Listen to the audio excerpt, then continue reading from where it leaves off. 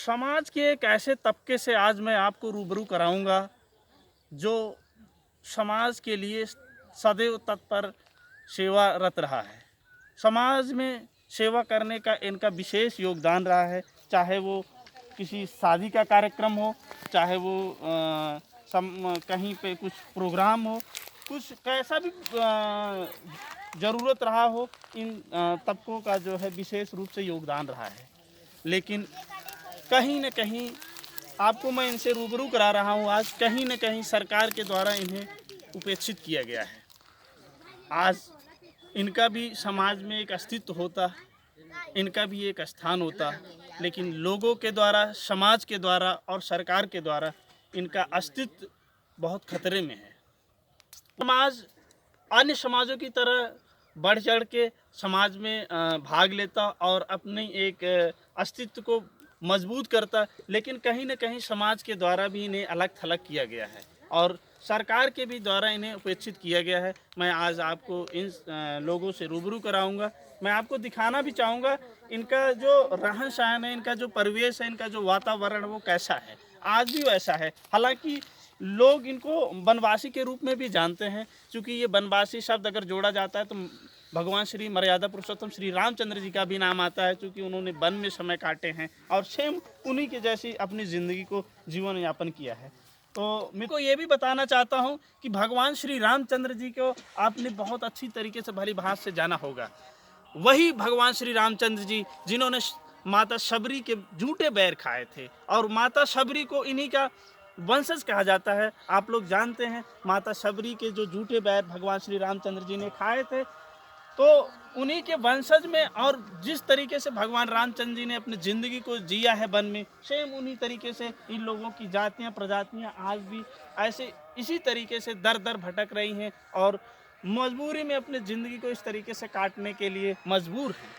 कहीं न कहीं समाज का और सरकार का ये अनदेखा इन लोगों को विलुप्त करता जा रहा है और ज़िंदगी जीने का इनको एक अच्छा मौका नहीं मिल पा रहा है।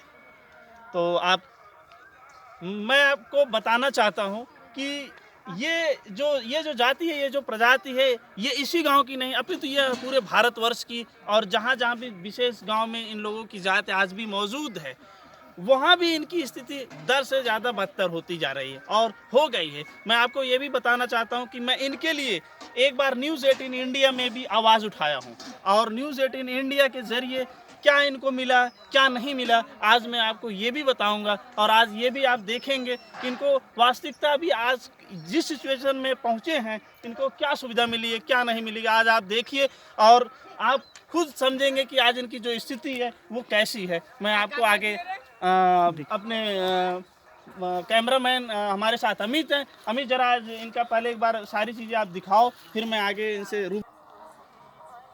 आइए मैं एक बार जानने की कोशिश करता हूँ सरकार द्वारा इनको क्या मूलभूत सुविधाएं मिली हैं, और अभी तक इन्होंने जो सरकार की मूलभूत सुविधाएं मिल रही थी वो क्या क्या मिल रही थी और इनको क्या मिला है, क्या नहीं मिला है। सबसे पहले मैं आपको दिखाना चाहूँगा कि बीच में जब मैंने आवाज़ उठाई थी तो हमारे गांव के एक वरिष्ठ समाज सेवी श्री मनोज दुबे उर्फ नागेश दुबे के जरिए जो है इनको एक हैंडपम्प की सुविधा हुई थी। हालांकि अभी हैंडपम्प लगा नहीं है, लेकिन जल्द ही हैंडपम्प लग जाएगा। और एक सुविधा इनको ज़रूर मिली है, वो है सोलर लाइट। सोलर लाइट जो योगी जी का और हमारे मोदी जी का विशेष इसमें वो रहा है, बढ़ चढ़ के हिस्सा रहा है। और तो जो सरकार के द्वारा कैंपेन एक अच्छे लेवल पे चलाया गया कि सौर ऊर्जा को ज़्यादा से ज़्यादा जो है कि स्तर पे, गांव स्तर पे या एक बड़े स्तर पे जो है लागू होना चाहिए और लगना चाहिए। तो ये जो सौर ऊर्जा लगा हुआ हमारे वरिष्ठ समाज सेवी श्री मनोज उर्फ नागेश दुबे जी, जो एक अच्छे समाज सेवी हैं, गांव के प्रति सदैव तत्पर रहते हैं, उनके जरिए ये सौर ऊर्जा जो है इनको लगा है। बाकी हैंडपम्प बहुत जल्दी ही लग जाएगा। तो मैं एक बार इनसे आपको रूबरू करा देता हूँ, ये लोग यहाँ पे मौजूद हैं। आइए अमित जी जरा एक मिनट इन लोगों से एक बार बात करते हैं। और कैसे हैं आप लोग? बढ़िया है? क्या हुआ, क्या मांगे, क्या बोले थे प्रधान जी?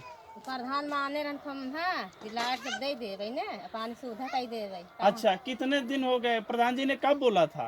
प्रधान कहाँ दी है? कितने दिन की बात हुई? 4-6 महीने हो गए कि अभी बोला था? और हो गया तो आपको जो है कि खंबा नहीं मिला है, नहीं। आपको राशन कार्ड बना है आपका? हाँ, राशन मिलता है टाइम से टाइम? और पेंशन वगैरह, वृद्धा पेंशन आपकी है? नहीं आपकी है? नहीं है। नहीं। अच्छा, मैं आप बताना चाहूँगा वीडियो के माध्यम से, अगर यहाँ के प्रधान जी देख रहे हों तो उनसे विनम्र निवेदन है कि कम से कम इनका वृद्धा पेंशन तो ज़रूर से ज़रूर बनवाएं। जो इनको प्रधान जी के जरिए जो है वृद्धा पेंशन और विधवा पेंशन, आपको मालूम होना चाहिए प्रधान जी यहाँ पे दो लोग विधवा हैं, तो इनको जो है विधवा पेंशन भी मिलना चाहिए। प्रधान जी, मैं आपको एक चीज़ और दिखाना चाहूँगा, हमारे वीडियो के माध्यम से आप देखेंगे, आप समझेंगे, आपको करने लायक जो काम है यहाँ पे बाकी सालों से ये इनको जो आवाज़। प्रधान जी, मैं आपसे यह कहना चाहता हूँ कि आप इन लोगों के लिए कुछ करिए। आप अब नहीं करेंगे तो कब करेंगे? आपको जनता ने दोबारा चुना है। क्यों चुना है आपको? इसीलिए चुना है। और आप तो यहाँ पे करने के लिए आए हो, आप प्रधान बने हो, करने के लिए बने हो। साल भर से ये मकान अभी ऐसे के ऐसे है।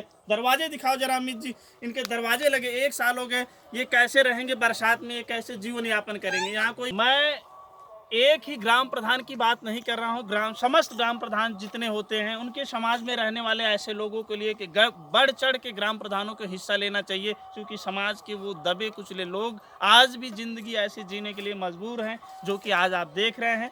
तो ऐसा नहीं है कि एक ही प्रधान के जरिए ऐसा ही होता चला आ रहा है, नहीं, ये पता नहीं कितने सालों से ऐसे ही प्रधानी लोग कर रहे हैं और इनको नज़रअंदाज कर देते हैं।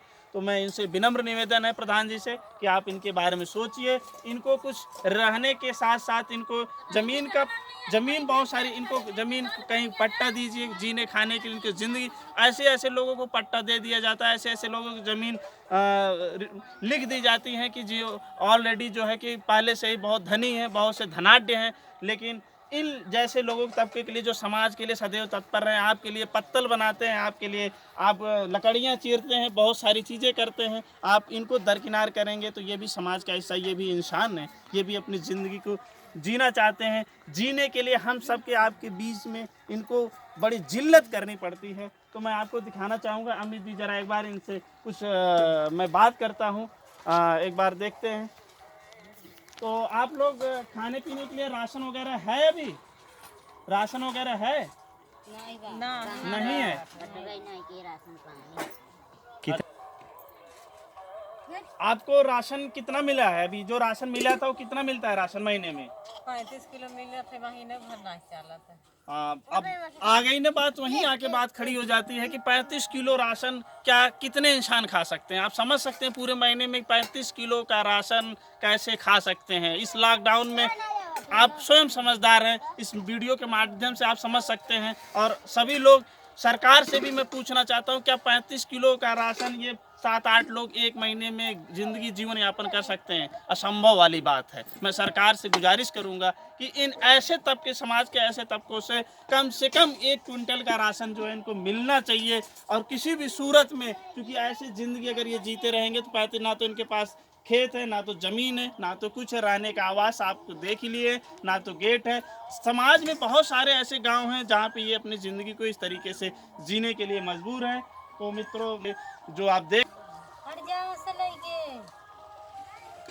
मित्रों, जो हमारा आप ये वीडियो देख रहे हैं, समाज में, आपके गांव में ऐसी जाति के लोग, ऐसे समाज के लोग ज़रूर होंगे।